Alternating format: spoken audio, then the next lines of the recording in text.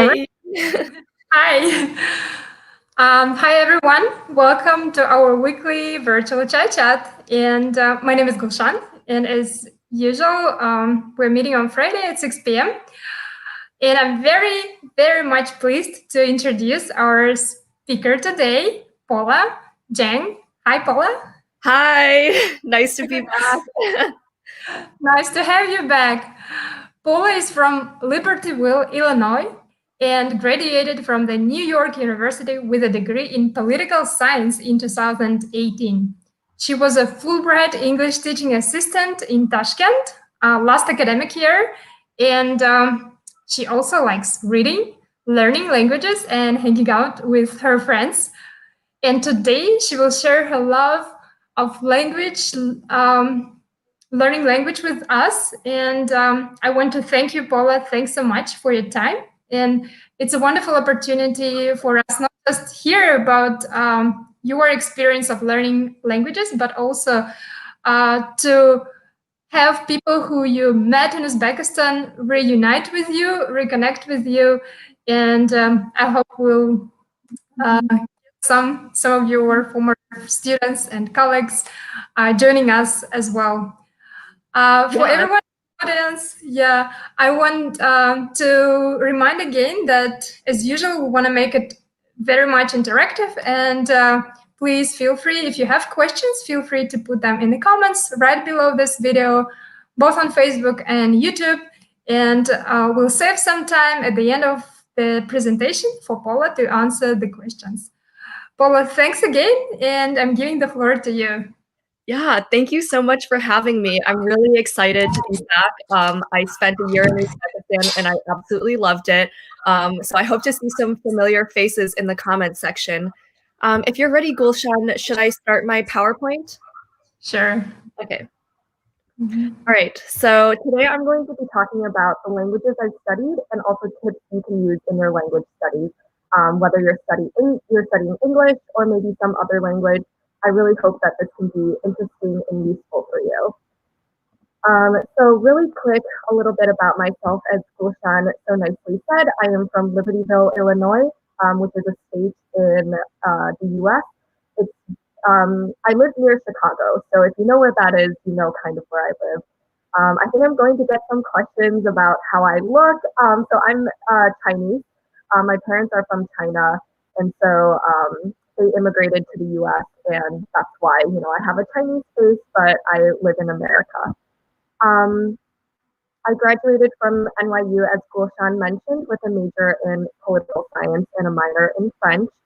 And I also taught English as a Fulbright English Teaching Assistant in Uzbekistan.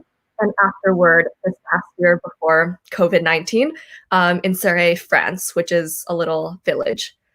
I'm hearing that my voice is a little bit muffled, so if it gets worse, please let me know and I'll use earbuds, but I think it should be okay for now. So I wanted to go over the format of my presentation really fast. So I'm going to be presenting the languages I've studied in order of lowest to highest proficiency, just to give it a little bit of structure. I'll tell my experience studying the language first and then go into the advice. So you'll get the story and then the tips, just for a little bit of context. I do want to remind you all that the advice I'm giving can be used for any language and at any level. So even if it says, intermediate level Russian, that doesn't mean that you can only use it for Russian and you can only use it for the intermediate level. It just means that that's what helped me in particular with that level and that language. But as I said, feel free to use any of these tips that are interesting to you, whether you're a beginner, whether you're advanced, whether you're studying English or Russian or French or anything else. It's not strict.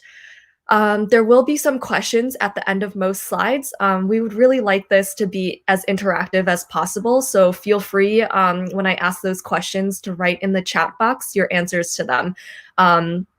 Unfortunately, while I'm presenting, I won't be able to be checking all the comments, but it could be useful for your friends that are watching to see maybe some different resources because, I'm only one person. I can only give so many tips. It would be really great if we could all share with each other, and I'll be watching the comments too and remembering some tips that you could give me. And then a last kind of disclaimer or reminder, I'm not a linguist, I'm not a professional teacher, so all of this advice is just coming from my own experiences. They're just for fun. None of it is, scientific. I don't have the research. I haven't tried this out on other people. This is just, if you're like me and you love languages, they could possibly be useful. But just a disclaimer here that I haven't really tested these out or anything. I've tested them out on myself, but not on teaching. So just a word of advice. So the first language I'm going to start with, and probably the most interesting to all of you, is Uzbek. So as I mentioned, I was teaching in Uzbekistan for a year. So that's where I learned a bit of Uzbek. Unfortunately, I was only learning it for a year, so it's probably the language that I have the lowest proficiency in. But if you follow me on social media or if you've talked to me in person before, I'm really excited about learning Uzbek. I sometimes try to make some Instagram stories in Uzbek, or if you see me in real life, I try to talk a little bit, even though I'm not that good. So my goal for Uzbek is mostly maintaining what I've learned at an elementary level without boring textbook exercises. I have a textbook, I've done all those, like organaman, organeses, or, like all these verb conjugations, those kinds of exercises, but that can be a little bit boring. So my tip when you're at an elementary level with a language and you're trying to maintain what you've learned is to use social media. So this might seem kind of advanced because on social media you can see a lot of things that you don't understand, but actually it's perfect for beginners because it makes learning fun. So I follow different meme pages, for example, on Instagram that are in Uzbek. Some of you might know the Instagram page Growing Up Uzbek, which has some really funny memes. Of course, I can't understand all of them, but it motivates me to learn the words. If I see a meme that I think is going to be funny and I don't understand the words, that motivates me to go look them up, to try to understand the meme. That just makes it so much more useful to me in real life, even if it's just a joke. I'm not doing research, I'm not reading the news. I think following meme pages is it's just fun. It makes you want to learn because it's something you're like, okay, this looks like a funny joke. People are laughing. I want to know what's happening here. Another tip I have is to chat with like influencers, kind of like social media influencers and friends. So for example, there is a Uzbek YouTuber that I follow. So she lives in America, but she makes YouTube videos about being Uzbek in America. She does different vlogs. She shows her family. She does some cooking videos. And so I just messaged her on Instagram. I was like, Assalamu alaikum, like Uzbek tilini organ yapman. Like, can I practice with you? And she was totally open to it. She was really excited that an American wanted to learn Uzbek. And so sometimes we write each other messages or I comment on her videos in Uzbek. And that's also a great way to practice because, it's not very motivating sometimes if you just have a textbook, and that's not a great reason to learn. You're kind of like, okay, I'm only learning this word so I can understand this boring textbook exercise. But if you're learning a word because you want to talk to a YouTuber, or you're learning a word because you want to understand some funny jokes, that's motivating. I usually remember the words that I learned that way. And then my last tip connected with social media is reading people's captions. So when they write a Facebook post or they write a caption on Instagram under their picture, you don't have to understand every word. But it helps if you see something that seems interesting and you want to translate the sentence. That's something I found really helps me. So I want to know what people are saying. I want to know what my friends think about a certain issue, or I want to know, like why this joke is funny. It helps me to stay motivated if I'm like, okay, I need this so I can understand what's going on. It's almost like being immersed in a country, but you're not actually in the country. But you're still consuming the media, you're still talking to people. And I found that that's a great way that helps me. So my question for all of you is, do you follow any English or any other language accounts on social media? And do you usually interact with them, whether by commenting or messaging or reading the captions? of course, as you all know, I definitely do that, not just for Uzbek, but for every language I've studied. I try to follow as many social media accounts as possible and just, be immersed in the language, even if it's just virtually. So the next language that I'm at in elementary level at is German. So I took it for 1 year in high school. I'm almost 25 years old now, and I was 18 when I took German. So it's been a really long time. So I really can't say that I speak that much German anymore. But I try to keep up with listening comprehension and improving basic vocabulary and verb conjugations.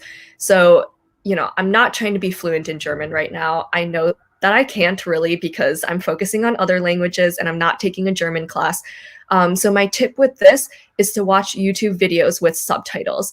And the reason why I say YouTube videos and not, a show or a movie is because they're just shorter.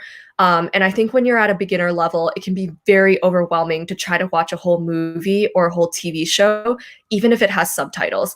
I think when it's that long, you're going to be focusing mostly on just understanding everything that's happening, and you're going to rely too heavily on the subtitles. But with YouTube videos, you start to feel comfortable. Maybe the video is only 5 or 10 minutes long, and you feel like you can understand more of it.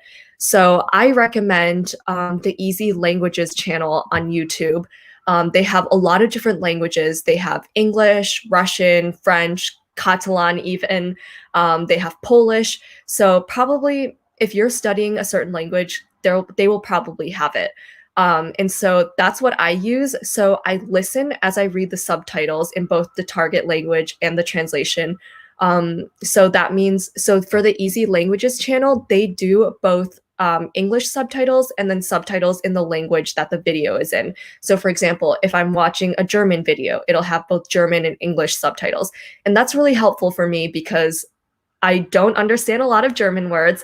And so that way I can see the side-by-side translation and I can understand, okay, this word means that. And another great thing about it is you can see the word used in context. So sometimes we learn a word in a textbook and we don't see the context. And so we end up using it wrong when we actually speak the language because we don't know how it's supposed to be used. I really like that through videos with subtitles, you can learn new words and you can see exactly how it's used. So you know for sure if you use it in the same way that it's used in the video, you're going to get it right. Another thing I do with this is I will actually write down all the new words I learn and make sentences out of them.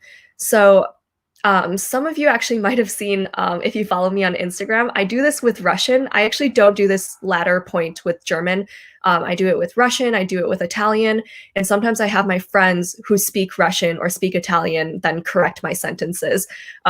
That's optional, your friends might be busy. I'm very grateful to my friends who have made the time to help me with my studies, but I think it's useful to do even on your own to just, if you see some words that you didn't know before, write them down, write down their definition, write down how they were used, and then make your own sentences out of them, because that way you'll remember them better.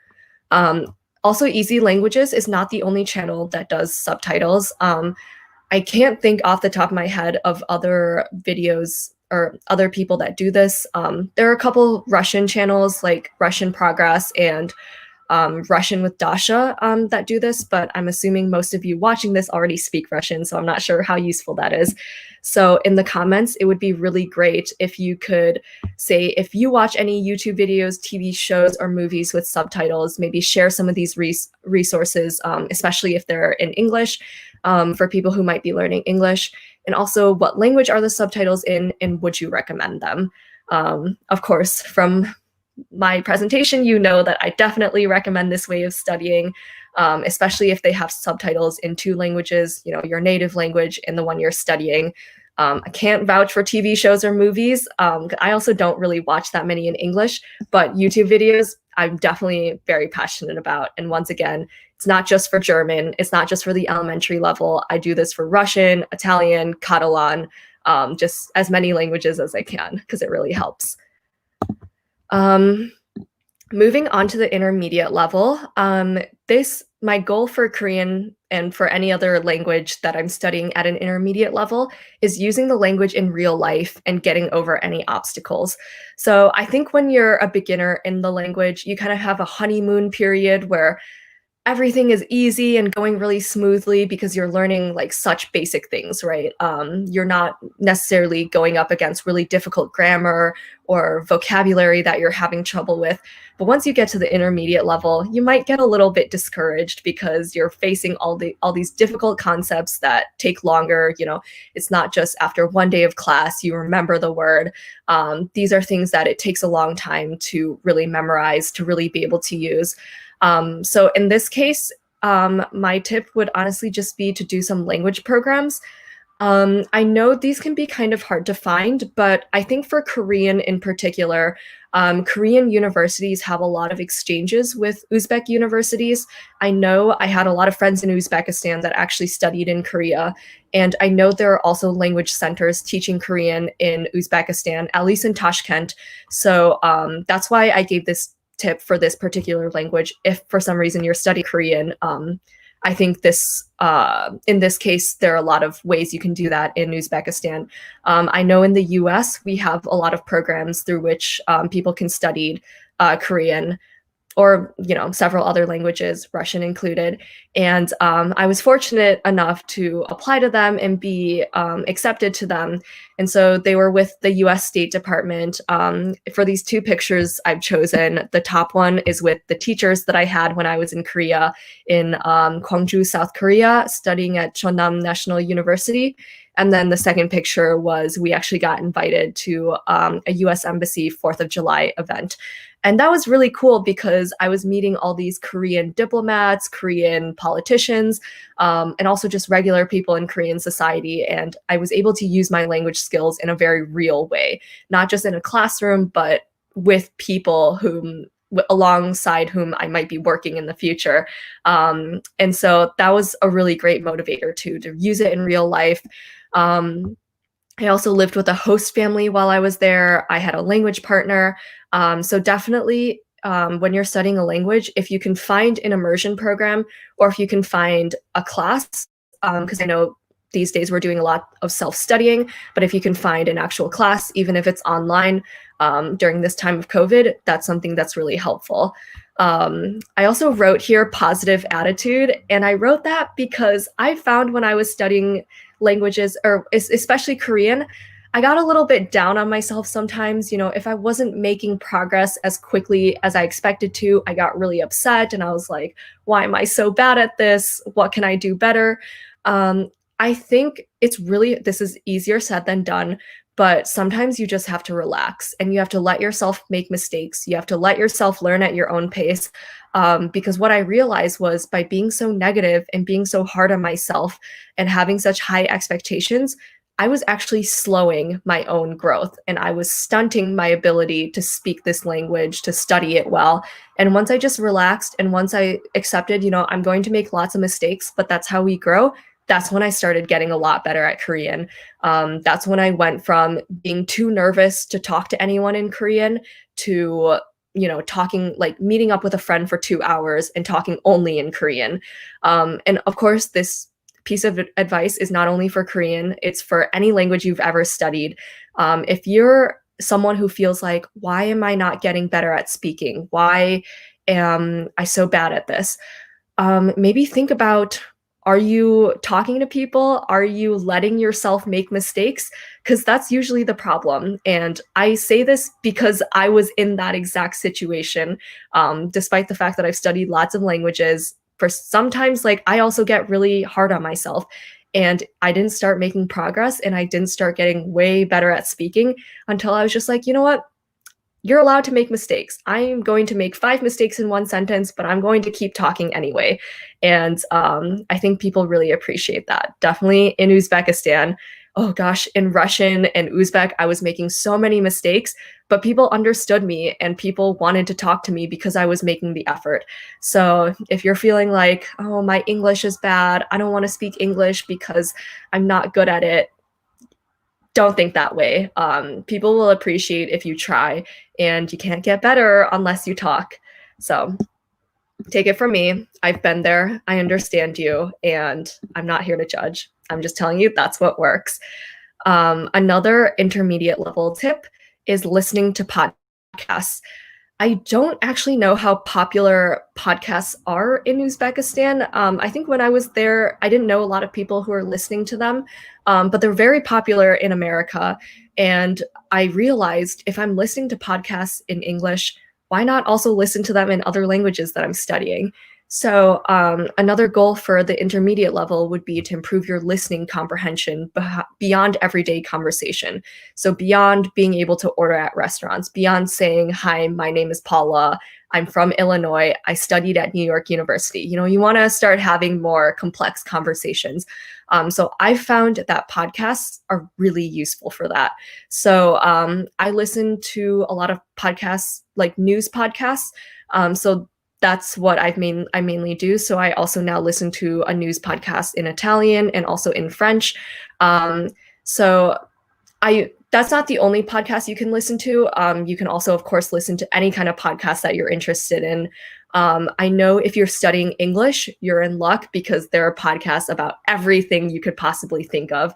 There are podcasts about music, about just everyday gossip. There are podcasts about history and politics. And of course, if you're into the news like I am, you can definitely listen to podcasts about current events and the news. And I think this is really helpful because you're getting to hear different registers of speech. So what I mean is when people are speaking on a podcast, they're usually talking in a bit more of a formal manner. And I think it's really good to get used to that because a lot of times when you use language in real life, you might be talking to a boss, you might be talking to a manager, or maybe even, a politician or a journalist or things like that. And you want to be able to speak at a higher level. And I don't just mean linguistically, I also mean in terms of, being very formal with them, using words that are a little bit more appropriate for the workplace or for professional life. And so listening to podcasts that are based around the news or based around history or current events has really helped me with that. I've been able to learn, okay, like there are certain words that are better to use in these contexts, other words that might be better just with my friends. And another great thing about that is you get to know the culture and the current events of the country that you're studying. So the way things are reported on, the way they're talked about, what people choose to talk about in podcasts, that can give you a lot of insight into what this culture values and also just what's going on at the moment. I think it's really hard to immerse yourself in any culture, in any language, if you don't know what's going on. And so that's something that I definitely wish I had done more of, for example, in Uzbekistan. I wish I had followed the news better, but I think because at that time my level was not very good in Uzbek and Russian, it was a little bit hard to, follow the daily newspapers. But I'm changing that now. And so, for example, I'm studying Italian. I'm going to follow the current events in Italy, even if I'm in the US right now. So my question here would be, are there any foreign language podcasts you listen to, and how much do you understand? I do want to say it's not important that you understand absolutely everything. I think that's impossible at the intermediate level. But if you understand a good chunk of it, I think that's really encouraging. And I do want to recommend, if you're studying English, I really like a podcast called The World and a podcast called BBC World Service, which I think a lot of you might already be familiar with if you watch their Uzbek or Russian service, or if you just follow the BBC in English in general. These are really great news podcasts. And in my opinion, they speak very clearly. They have a very understandable way of speaking. And so those are good ways to find out what's going on in the world. What do America and Great Britain think of what's happening? And of course, you're going to be hearing a lot of English, and that's a great way to practice. So another tip at the intermediate level or another goal at the intermediate level is improving your pronunciation and vocabulary. So, you're past this stage where you can say, I like chocolate. I don't like onions. I go to the gym every day. I take Russian classes every day. You want to talk more about things like, I am passionate about human rights, or I, am currently working in the field of law, or education. You want to be able to have higher level conversations. And I think this is a level where people usually start to work on their pronunciation. So I know in the beginning level, it's also important to, pronounce things clearly and be understood. But sometimes you're focusing more on just like, okay, I got to get the basic grammar down. I need to get all the essential vocabulary down. You're not focusing as much on the little details. At the intermediate level, at least for me, is when I try to start focusing on the details, such as pronouncing things correctly, having a good accent, having a bigger vocabulary. So my tip for this is actually music. And I know that music is actually usually something that people say is good at the beginner level, and I agree with that. But I think for me personally, it's helped the most at an intermediate level, because that's the point when you can start to understand some of the constructions and the grammar of the language. I know if I had started trying to understand the lyrics of Russian music when I was a very beginner in Russian, I would have been very confused, because that would have been before I understood how cases worked, how aspect worked, and all these other things that are a part of the language. And I would have been very confused and overwhelmed. But at the intermediate level, you understand cases, you understand word order. For example, in Uzbek, the verb is usually at the end of the sentence. By the time you're intermediate, you understand that. And so it really helped me just start listening to music in Russian when I was at the intermediate level. Once again, this could be for any language, not just for Russian. I was able to imitate the pronunciation. This might sound very stupid, but for a lot of languages I've studied, I will literally stand in front of the mirror in my bathroom and just repeat a sound until I get it. So for example, the infamous French R that's pronounced at the back of your throat, like, that's not how it actually sounds. But at the beginning, I would just stand in front of the mirror and be like, I would make that sound until I got it. And same with Russian. There are certain letters like, and I'm still not great at this, but like the U, that was something that was really difficult for me. And so I would just stand in front of the mirror and practice it until I could start to say it in a somewhat understandable way. And it didn't just keep sounding like E, because as an English speaker, that was my instinct. So imitating pronunciation is really important. And I think it's actually easier to do if you're singing along to music. So I don't know how popular Anna Sedikova is in Uzbekistan. And I know she's not like, a great super popular artist, but I find that her pronunciation is very clear. So a lot of times when I'm listening to Russian music, whether, if I'm listening to Jigan or Dima or Terry Ternavoy, sometimes their pronunciation is not super clear. And so I'm not able to really understand what they're saying. But other people like Anna Sedikova, I feel like I can understand everything she's saying. I can see where she's saying certain words and where a sentence ends.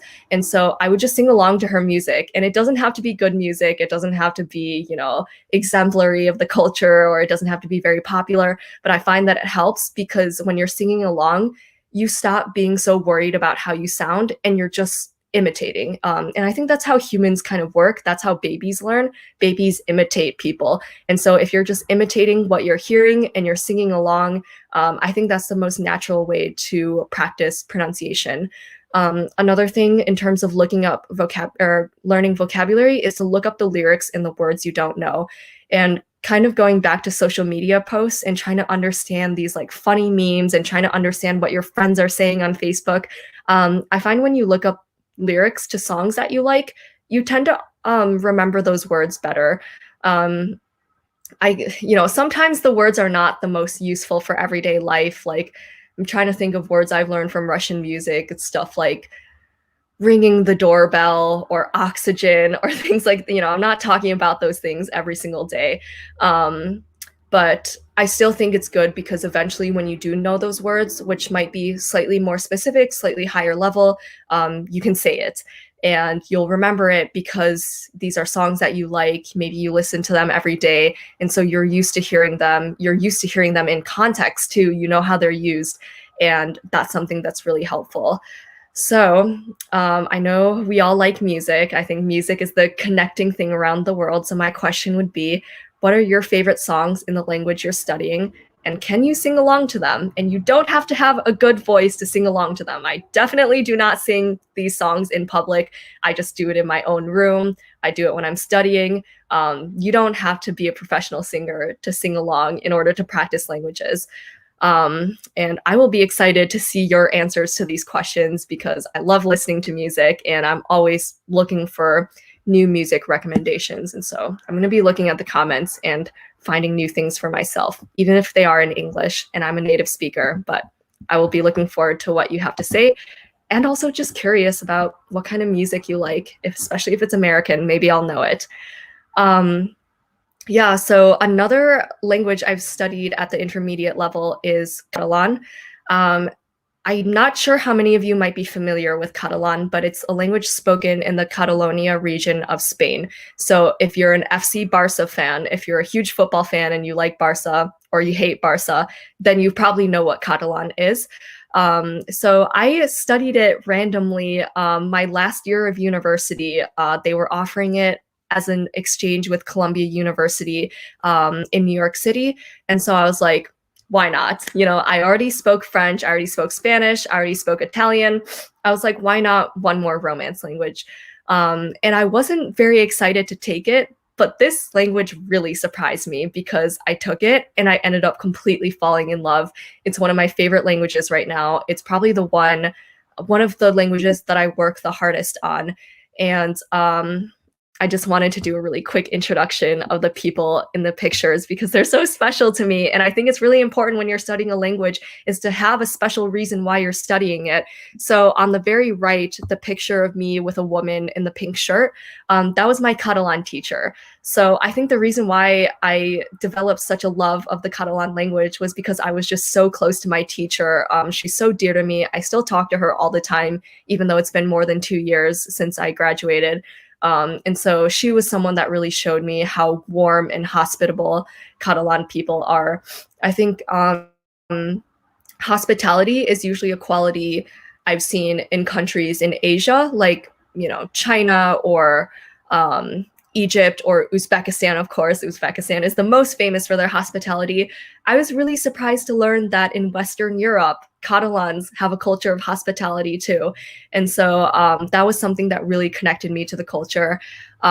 If you see the picture with this family with a mom and dad and 2 little kids, they were a Catalan family that I met when I was in the US. So I was just randomly at a restaurant. And this is also why learning languages is really fun.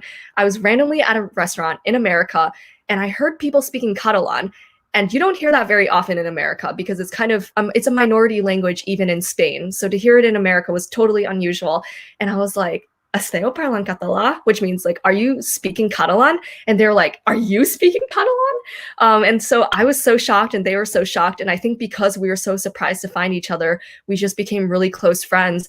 I ended up teaching in France right on the border with Spain, right on the border with Catalonia this past year. And so every time I was in Barcelona, because that's where they lived, I would go visit them and they would treat me like one of their own family. I would live with them. I would play with their kids. I would help them a bit with the house. And I remember one time even their own family members asked, like, does Paula live with you guys? Like, she's always at your house. And it was true. Like, I preferred spending time with them to going and seeing all the sights and the beauty of Barcelona. Like, I just had so much fun being with this family.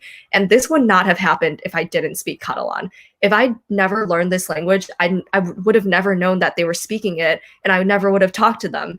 And so I would say if you're having a little bit trouble with a language, definitely find some kind of special reason why you want to keep studying it. Find a special reason why on the really tough days when you're just feeling terrible and you're feeling like you can't do this anymore, why you want to keep going with it. For me, a big reason for that is the Catalan people that I know. Of course, this could be for any language. One reason why I want to keep studying Uzbek is because I love Uzbekistan. I want to go back. If I have some friends right now watching this, I miss all of you. I think about Uzbekistan every day, and that keeps me on the hard days when like Russian grammar is too confusing or Uzbek vocabulary is too hard for me. That's why I keep pushing through and why I keep studying. So for my reason for Catalan is similar. I just love the people. I have a lot of friends there. And also, and this goes into the next tip, because I volunteer with some people there. So I mentioned earlier that there's the Easy Languages channel on YouTube and how they have Easy English, Easy Russian, Easy Polish, and Easy Catalan. So I'm actually now volunteering with Easy Catalan. I help them with their social media. I help them with some of their translations. I've been in one video with them, which is the thumbnail that you see here that says pronunciation. I was in a video like showing people how to pronounce Catalan letters and Catalan words. And so volunteering was a great way for me to be involved and to find another reason to keep up with my language study, because my thinking process is, okay, if I don't keep studying this language, how can I volunteer with this team? Like if I don't speak Catalan, there's no way for me to be a volunteer with the Easy Catalan team. And so I would say if there's any way you can volunteer, finding a project that you're passionate about, that would be a great way to practice your language skills.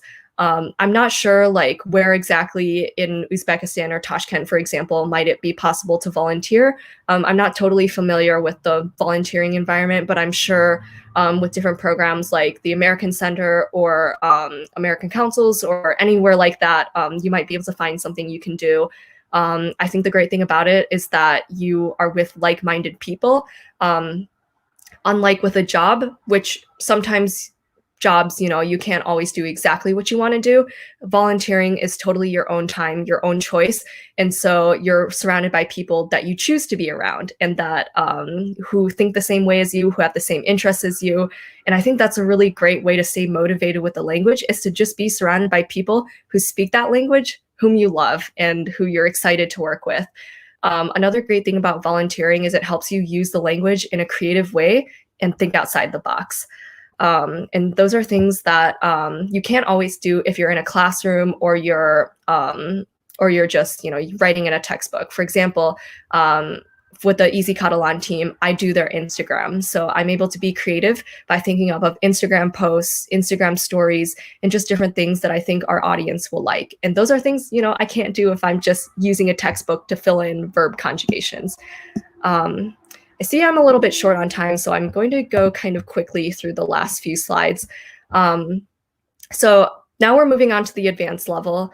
I have studied Spanish before, so I was studying it in high school, and then I studied it for 1 year when I was in university.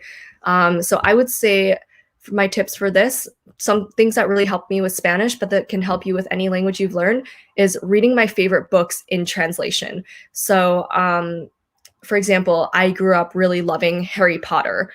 So I ended up reading a couple Harry Potter books in Spanish. And that's really helpful because it's already your favorite book. You already know that you're going to like it. You know what happens. You might even have certain sentences memorized. And so you can deduce a lot from context and memory. So what that means is if you come across a sentence that you normally wouldn't have understood, you can guess what it means just by remembering how it was in your native language. And you can also familiarize yourself with written structures and collocations. So you can learn, okay, these two words are often used together, or this sentence is usually said this way and not another way. And you can see that when it's all written down and you can slow down and have a good look at it. I think you would also spend less time going to a dictionary and looking up words because you already know what's happening. You can already guess like, okay, this word probably means this. And so, of course, Harry Potter is originally in English. But for example, if you really like Dostoevsky or Anna Karenina, you can read that in English if you're studying English, and you probably already know a lot of what happens. And so you won't have as much difficulty understanding the English version as you would if you were just reading something that was only in English and you had never read it before, or you had never read it in another language before. So that's something that really helped me with my Spanish. And also, I would say if it's possible to do an internship in the language, and I put this, of course, for the advanced level, because unlike with volunteering where it's on your own time and it's okay if you make some mistakes, when you're doing an internship in the language, you're using it in a very professional way, and you're probably, okay, I'm seeing that my voice is muffled again. Can you hear me now? Can you, let me try earbuds.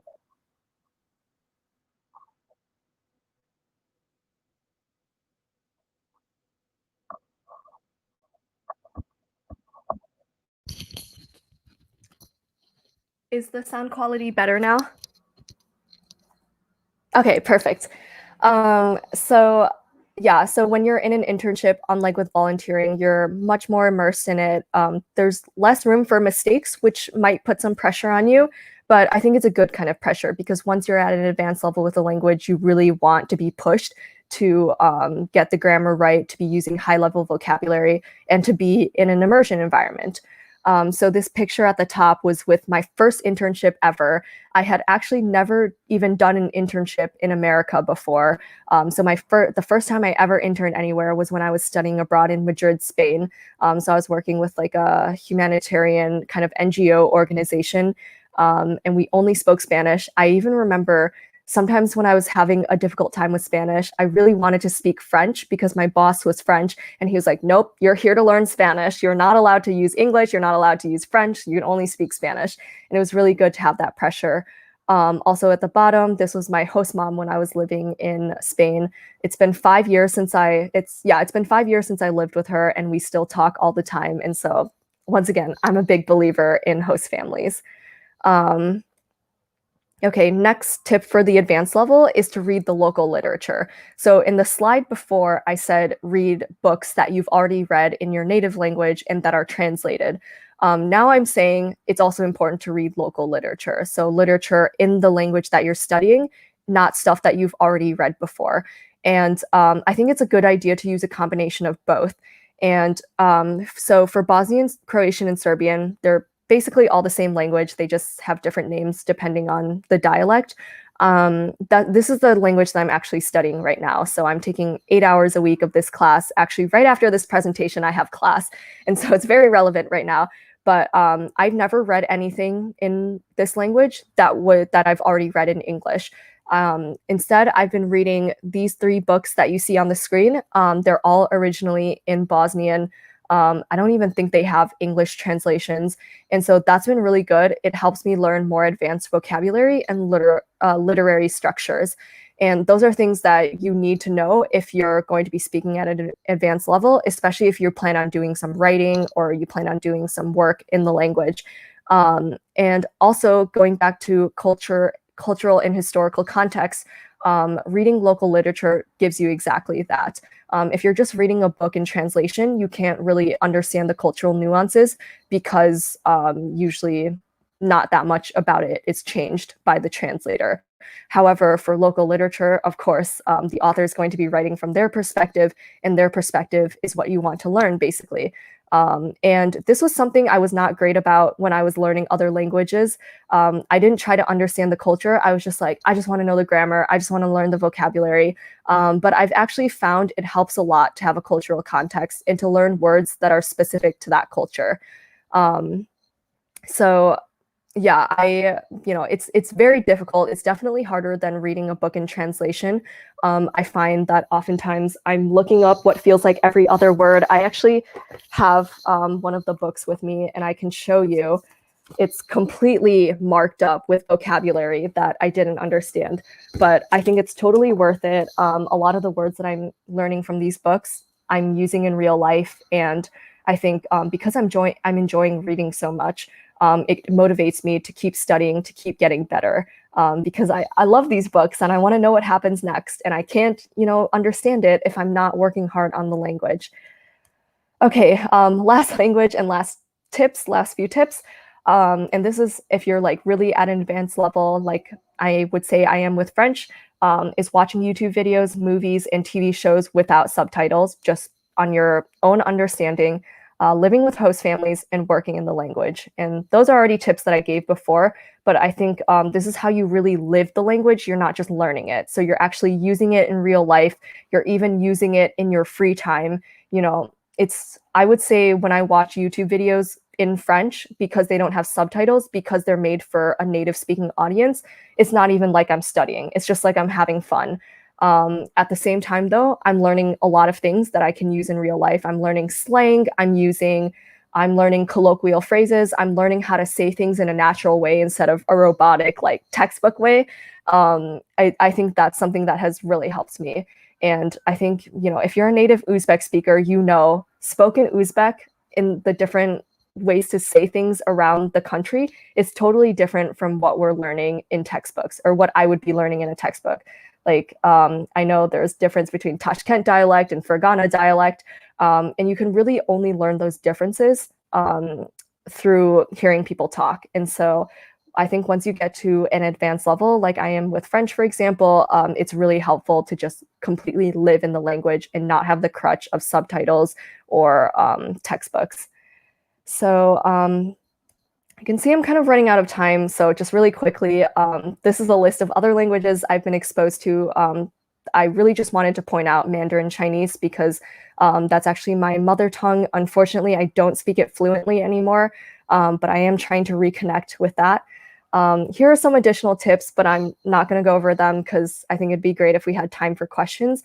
However, if I'm going through these slides too quickly and if you have more questions, I put my email up on the screen. Feel free to write it down. Feel free to send me an email. Also, if you're American and you're watching this, the American Center in Tashkent is open to other people giving chai chats. And so it would be really great if more people could share American culture with our Uzbek audience. And yeah, I'm really looking forward to hearing from all of you. And I hope you enjoyed this presentation, and I'm looking forward to your questions. So thank you so much for your attention. And I guess if Gulshan can come back, we can open it up to questions. Thanks so much, Paula. Very, very useful tips. And actually, I really like that you divided it into levels so that people would know what they would do at each level. Yeah. Also, your talk reminded me that, in ACT, we announce a contest, an essay contest every month. And this month we have a contest, which actually the topic is why it is important to learn a foreign language. So I think this chat really, really complements it, and it will help people to see that it's not just a way to communicate, but it's also a way to build relationships, build friendships. And and you are a wonderful example for that. Yeah. Oh, sorry. I just wanted. Sorry. I just wanted to say, and it's not just me learning Uzbek and Russian. When I was in Uzbekistan, all the people learning English who use their English to make me feel welcome and to make me feel like I was valuable and I was loved there. I just wanted to thank all of you if you're watching this. You studying English and you studying languages made my life really amazing in Uzbekistan too, and made me feel like a part of the community. So that's another reason to learn languages, is you really have an impact on people's lives when you learn languages. Thank you. This is so sweet. So we have questions, very nice questions from our audience. So the first question from Bahrom Toychev, and he's asking, which Uzbek Instagram page did you mean when you spoke about memes? Memes. Yeah. Memes. Let me, is there any way I can write this down in the chat? It's called Growing Up Uzbek. So if you go to comments in StreamYard. Okay. I don't see anywhere where I can write a question. But it's called Growing Up Uzbek. Yeah, you will share it with me and I will post it as a comment to this post. Okay, perfect. This video. Or Bahrom, you can feel free to email me and I can just send you the page. And if you have any other questions, you can definitely email that to me too. And thank you. And the question from Bahrom again, which foreign language is your favorite one and why? Oh, that's so hard. I mean, I love all of them. I would say maybe right now Catalan is my favorite, just because I'm working with the language every day. I have what feels like family and friends there. And so, and it's just like a fun language. I think it's beautiful, but I love all of them. I love Russian. I love Uzbek. I love Bosnian. This is such a hard question. Yeah. All right. Dildora Kasimova is saying that she's happy to be with you today. I'm happy you're here today. And hi, Abdurrahman Walijanov. And we have a question from Abdurrahman Walijanov. He's asking, Okay. Teaching Mhm. teaching students. You are a teaching assistant. What advice can you give me to become a successful teacher? Yeah, I think it's to be really open to the best ways that your students learn. So when I was teaching, I went around and kind of asked my students, what's interesting for you? What do you want to learn? Also, I asked them, what do you do in your free time? Because if you can find out what people like to do anyway and incorporate that into your lesson plans, that's going to be a great way for them to learn. So for example, I quickly realized I was teaching at the law university at Seoul at Tashkent State University of Law. They all love reading there. You know, they're very intellectual people. They love books. They love being studious. And so I try to incorporate novels into my curriculum. So we read Animal Farm and we also read Divergent, which is like a fantasy book in America. And it was also a very popular movie. And that worked very, very well. And the students were really excited every day in class because they had already seen the movie. I think it's called like Divergent in Russian. They had already watched the movie before, so they were really excited to read the book. And even though it's kind of like a kid's book or a teenager book, it deals with a lot of like mature themes. It has a lot of advanced vocabulary. And so I think that was a really great way for them to learn. So just being open to the ways that your students learn and how they like to spend their time. Question from Bahram. Have you experienced living with a host family? If yes, can you please briefly tell us about it? I have lived with, I think, 7 host families in my life. So that's a lot of host families, but all of the experiences were fantastic. I still am in contact with almost all of my host families. I also happen to just have really loving host families. They were always very receptive to me as like a daughter. They didn't treat me like a guest, they treated me like a daughter. And in some cases, I really did feel like they were my mom or my dad or my brother. And so, yeah, I've never had a single bad host family experience. And I think it's just all about being open, being willing to share your time with someone else, being willing to compromise. And yeah, just using the language. This past year in France, actually, I lived with a host family and I still talk to like my host mom every single day. I've also, unfortunately, I didn't live with a host family in Uzbekistan, but I did a couple times stay the night at a colleague's house with their children and with their family. Oh my gosh, those were amazing experiences. I remember they cooked me plov, we played ping pong, we listened to Russian music, and I don't know, it was just so much fun. It was like living with a real family. Well, they are a real family, but yeah, I felt like I was a part of the family. Yeah, the same thing with me. My host families are like part of my family. Yeah, exactly. Yeah, those are connections that you never forget. Yeah. Question from Abdurrahman Balijanov. What do you think is the best way of improving listening skills? What helped me a lot was actually just YouTube videos. And I say YouTube videos over movies, not just because they're shorter, but because in movies, everything is very scripted, everything is very formal. And you probably know this from watching movies in your native language. A lot of the things people say in movies are not things you would say in real life. Like they're too dramatic, they're too formal, they're too like stiff. But when you watch videos on YouTube, that's just people talking normally. Like if you watch people like taking a video of their everyday life, they're just talking how they would talk to friends. And so, especially with French, the first time I started watching YouTube videos in French, I could maybe only understand 70% of what they were saying. And that was when I was already at the advanced level. But now I understand absolutely everything. Like I feel like I'm listening to English now when I listen to French because I just understand everything right away. And that came from like months and months of just listening almost every day to YouTube videos in French and hearing how people really talk. All right. Question from Bahram to Chief. What can you say about language learning mobile apps? How effective they are? Okay, so the only apps that I have used are Duolingo and like Memorize, and I like them for learning vocabulary, but I don't think they're sufficient because they don't go into detail with grammar. You don't really get to practice your listening skills. I think like I said, it's a great way for you to gain more vocabulary and to just learn new words, but I don't know, I wouldn't base my entire lesson plan off of it. I think it's more of a supplement than anything else. Right. Okay. Comment from Dania Hasanova. Hi, I'm so Dania. impressed. I'm so impressed with your language skills. My question, some people learn language by reading, visual memory, and others by listening. What is your style? Definitely visual memory. Even like, for example, for Russian, I've, learned the alphabet. I've learned how all the letters look. Sometimes I think people write Russian with like Latin letters, and I just cannot understand when they do that because I'm a very visual person and I already learned all these words by knowing how they look in Cyrillic. So when people switch to Latin alphabet for Russian, I'm like, okay, I have no idea what this says, even though Latin is my native alphabet. So yeah, I'm definitely a visual person, but other people might be different. All right. Question from Abdurrahman.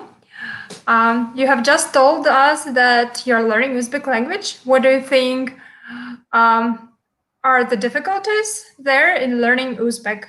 Mhm. And what are the difficulties you have faced? Yeah, so Uzbek was actually quite hard for me in a lot of ways because the vocabulary is just totally different from like English vocabulary. I think when I was learning French or Spanish, a lot of the words are pretty much the same in English, but in Uzbek, a lot of the words are from Persian or Turkish or Arabic, and I don't have any experience with any of those languages. And so that was really hard, was just to learn new words. And I think also the grammar, because it's usually the verb at the end of the sentence.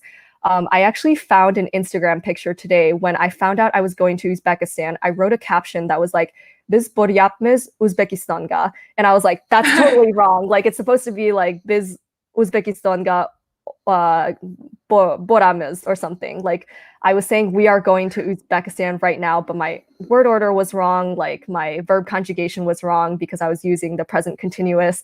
It was, yeah, that was a mess. It was very hard for me at first, but it's definitely a language I want to continue and get better at. Right. And that's your rule, actually. Don't be afraid to make mistakes. That's how you learn, right? Yeah, exactly. Exactly. And Abdurrahman is asking, you have been to Uzbekistan before, right? Yeah. If so, what impressions do you have about our culture and about our people? Lovely. As I mentioned earlier, I really want to go back to Uzbekistan. I lived there for 10 months, so I really feel like it's a second home to me. I remember when I got back from America, I just would suddenly start crying, like because I missed Uzbekistan. I think this winter, actually, my parents and I went to a Kyrgyz restaurant in Chicago, which is where I'm from, and I saw the menu. I saw like plov, lagman, samsa. I was like, I like literally started crying because I was like, I hate those in Uzbekistan and I want to go back. Yeah. And of course, the people are lovely, hospitable. People have made me feel very welcome in Uzbekistan. And I think that's something totally different with America. I mean, I love America. It's my country, but people can be a little bit cold sometimes. You know, they aren't inviting you over to their house. They don't want to cook for you. But in Uzbekistan, everyone wants to cook for you. Everyone wants you over at their house. And that made me feel so welcome and just so like a part of the Uzbek family. Do you have any plans to come back to Uzbekistan? Not right now because of COVID, but I think as soon as this is over, I would love to go back, even if it's just for a vacation, just to visit. So if I go back, I will let you all know, and we can maybe have a meetup or something with our masks and social distance. Yeah, exactly. Yeah, so I think it's time to wrap up, and actually time flew so fast with this interesting conversation. But again, Paula, I want to thank you for taking the time to share these tips as a language learner with us. And I hope we're going to see you in Uzbekistan sometime. Thanks so much. Thank you so much for having me. And yeah, feel free to email me and I will be happy to be in contact with you. Thank you. And I want to thank all our viewers today for your wonderful questions. And please don't forget to join us next week, Friday, 6 p.m. All right. See you later. And it was a wonderful talk. Bye. Bye.